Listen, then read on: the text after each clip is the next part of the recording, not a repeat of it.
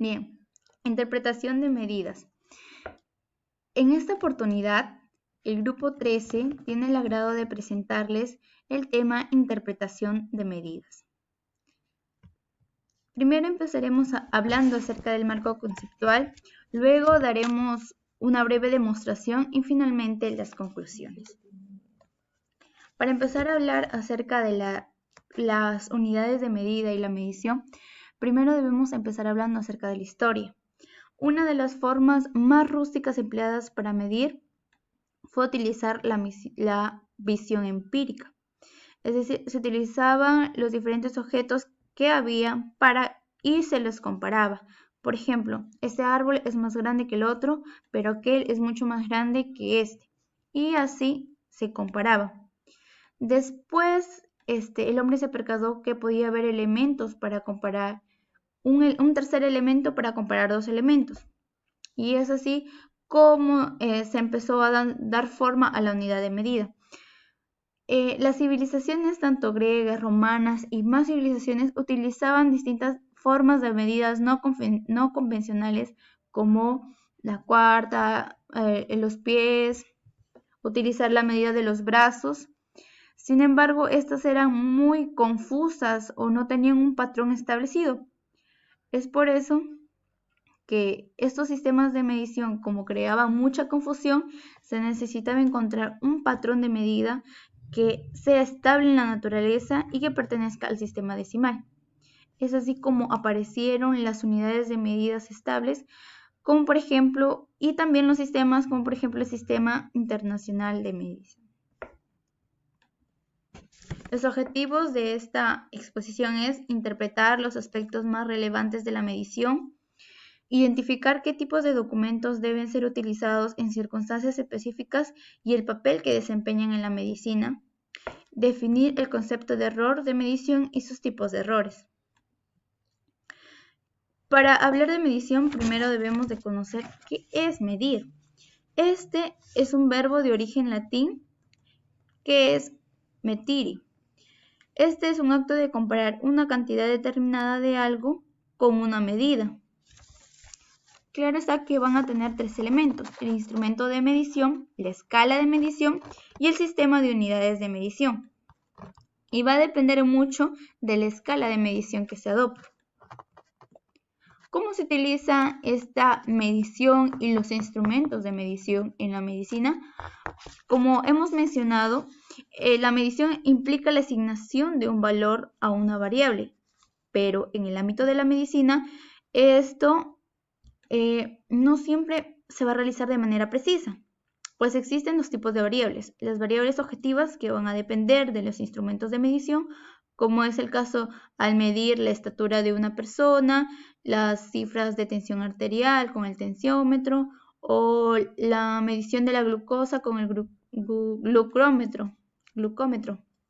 Sin embargo, también existen unas medidas subjetivas que no se van a poder medir tan fácilmente porque no existe un proceso de medición de aceptación universal, como por ejemplo la severidad de una enfermedad o el grado de conciencia de una persona o también la intensidad de dolor. Sin embargo, si nos centramos un poco en las variables objetivas que van a determinar o van a depender de los instrumentos de medición, podemos decir que también tienen muchas utilidades. Por ejemplo, el diagnóstico. Nosotros podemos determinar si un paciente tiene fiebre al tomarle la temperatura con un termómetro, y tanto si su temperatura como su peso y su talla van a ayudar al médico, nos van a poder ayudar a determinar un diagnóstico acerca de la patología que está sufriendo. El análisis de variables. Los instrumentos de medición también ayudan al análisis de variables.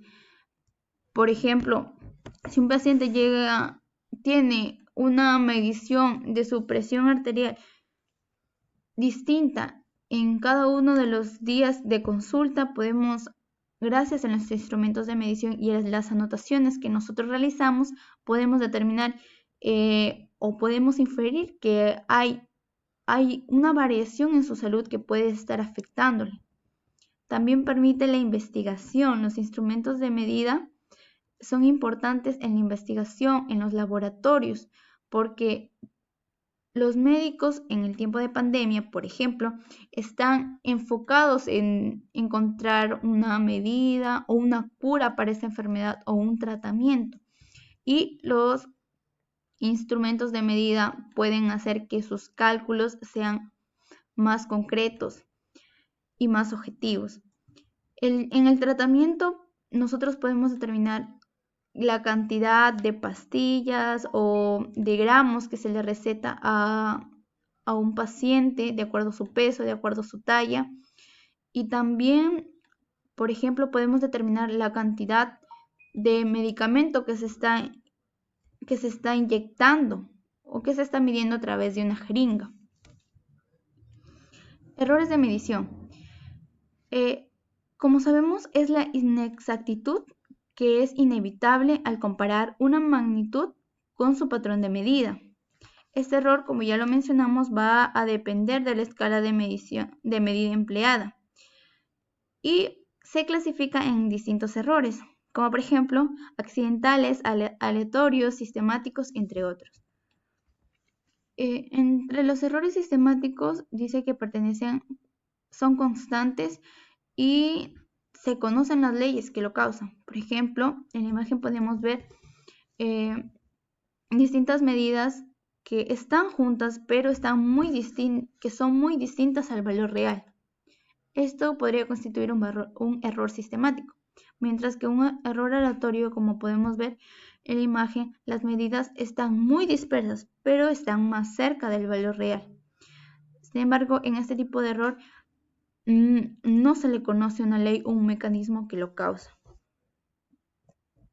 También se pueden clasificar en errores por el instrumento o equipo de medición. Esto se le atribuye a los errores de las herramientas o a defectos de fabricación. Los errores del operador o por el método de medición. La persona puede tener, de acuerdo a su conocimiento sobre el uso de este instrumento de medición, puede tener errores, por ejemplo, en la medición del menisco en un laboratorio o el menisco de una probeta, por ejemplo, que debe tener una posición adecuada para verlo a la altura de los ojos. Sin embargo, muchos pueden desconocer esto y tener una medida errada con este instrumento o de la sustancia que se está midiendo. También se puede clasificar por condiciones ambientales y esto puede, como por ejemplo la temperatura, la humedad, el polvo, y puede mucho influir en los resultados que obtengamos de los instrumentos de medida. El error por el uso de instrumentos no calibrados. Esto también está muy relacionado con la tercera clasificación que dimos acerca de los errores por instrumento o equipo de medición. Si nosotros al utilizar un instrumento debemos de ver que esté calibrado para así evitar cualquier tipo de error. ¿Cómo se calcula la mediana, la moda y la media aritmética? Estas son medidas de tendencia central.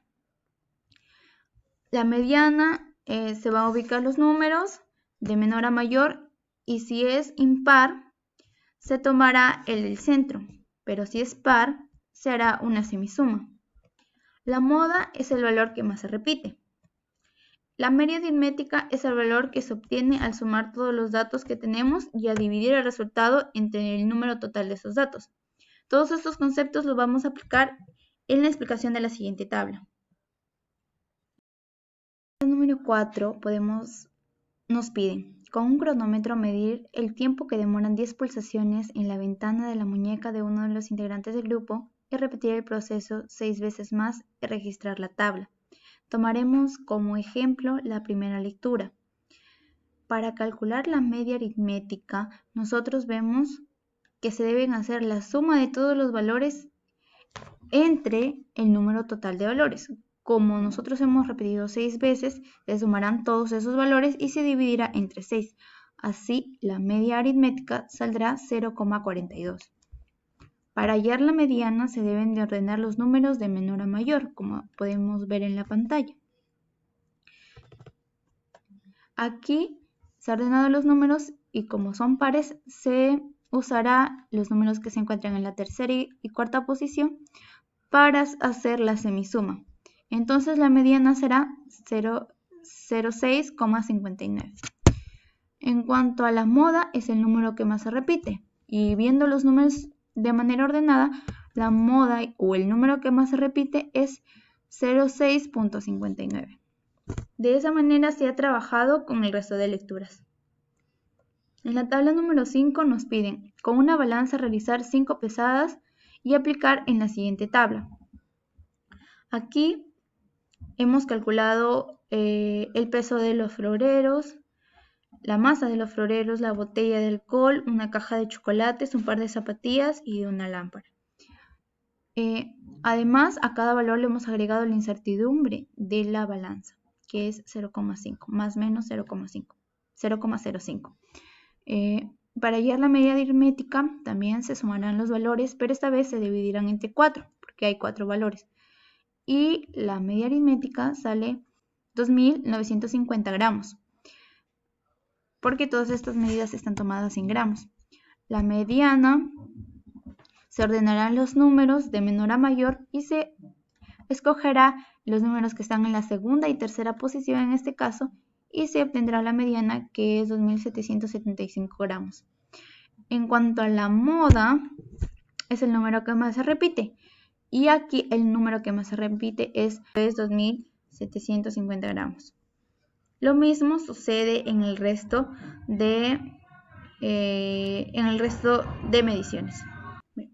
Como conclusiones podemos obtener que tener un conocimiento del correcto uso de las herramientas de medición es esencial en la medicina, pues nos permitirá disminuir errores sistemáticos y aleatorios obteniendo mediciones más objetivas.